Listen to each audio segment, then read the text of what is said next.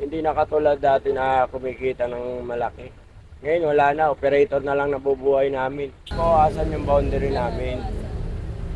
Baka hindi na ako babiyahin nito, baka ngayon na lang. Magta-tracking na lang ako para walang sa diesel.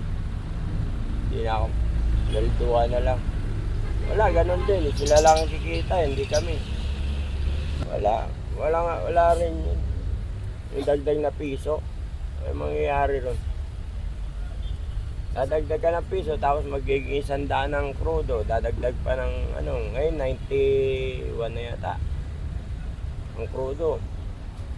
Baka bukas o sa Webes, umabot na 100 megit. Okay, 2 piso. Kung okay sa 2 piso, balik yung dati. Dahil dati kasi, inana na 15. Diba yung nagtaas din yung crudo, mag-lockdown. Ngayon kasi piso lang. Ngayon, buwaba na naman. 13. Tapos ngayon, babalik nila, piso na dadagdag. Wala na. Operator na lang kikita niyan, hindi na kasama yung driver.